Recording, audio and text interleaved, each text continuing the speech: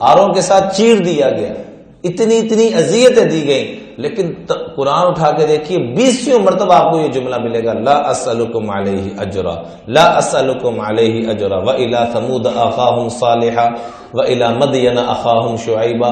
جتنے بھی انبیاء کا تذکرہ آپ اٹھا کے دیکھیں، آخر میں جملہ کیا ملے گا؟ لا اسألکم علیہ اجرا، میں تم سے کسی چیز کا بھی مطالبہ نہیں کرتا۔ ہم کیوں مطالبہ کرتے ہیں؟ وہ جانیں پیش کر رہے ہیں، ہم نے اولاد کے لیے کیا پیش کرنا ہے؟ ہم تو ڈاکیے ہیں، جتنے بھی یہاں سربراہ بیٹھے ہوئے ہم سب کیا ہیں؟ تو ڈاکیے کی کیا اوقات ہوتی ہے؟ ڈاکیے تو ڈاک لے کے آتا ہے، بھیجنے والے اصل تو جس نے پارسل بھیجا ہے وہ کون ہے؟ تو اس کا احسان ہے۔ ہم کیوں یہ جملہ بولتے ہیں میں تیرے بس سے کیتا؟ آج کے بعد یہ جملہ تو نہیں بولیں گے نا، بولیں گے انشاءاللہ۔ ہاں، یہ جملہ نکال دیں میری زندگی سے، بلکہ یوں کہا کریں کہ آپ کی دعاؤں کی برکت سے، آپ بیگم، آپ کی بچوں، اور یقینی بات ہے یہ، آپ کی دعاؤں کی برکت سے، کوئی بھائی ہے تو اس کو کہیں آپ کی دعاؤں کی برکت سے، حدیث پاک میں آتا ہے جو گھر میں جتنا کمزور ہوتا ہے اللہ اس کی برکت سے رزق کے دروازے کھولتا ہے۔ اور عورتوں سے بڑھ کے کمزور کون ہونا ہے؟ اللہ کے محبوب نے خود فرمایا یہ سب سے کمزور اللہ نے مخلوق بنائی۔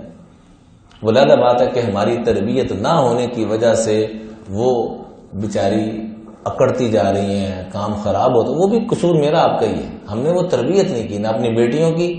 اصل تو قصور چلتا ہے والدین سے، والدین نے اولاد کی تربیت ہی کوئی نہیں کی۔ سب سے پہلے اپنی تربیت کوئی نہیں، پھر جو اللہ نے بیوی دی اس کی تربیت کوئی نہیں، اولاد دی اس کی تربیت کوئی نہیں۔ آپس میں ہمارا جو معاملہ محبت کا چلنا چاہیے وہ رسپیکٹ کا رشتہ طے ہونا چاہیے۔ محبت کمی بیشی ہو جاتی ہے، رسپیکٹ میں کمی بیشی۔ تو آج سے یہ طے کریں کہ ہم نے آپس میں میاں بیوی میں کون سا رشتہ بنانا ہے جی؟ رسپیکٹ کا، عزت کا، کہ عزت میں کبھی کمی نہ آنے دیں۔ وہ غلطی کر رہی ہے چپ کر دیں۔ جیسے کوئی بڑا آفیسر ہو وہ غلطی کر رہا تو آپ کیا کریں گے؟ بولو تو صحیح، چپ ہی ہو گئے ہو۔ اوتھے چپ ہوئی ہو، ایتھے تو کوئی افسر نہیں بیٹھا جاتا سے آپس ہی بیٹھے تھے کی کر جاؤں گے؟ چپ کر۔ تو سب سے بڑا اللہ نے افسر، سب سے بڑا رشتہ یہ آپس میں رشتہ داروں کا بنایا۔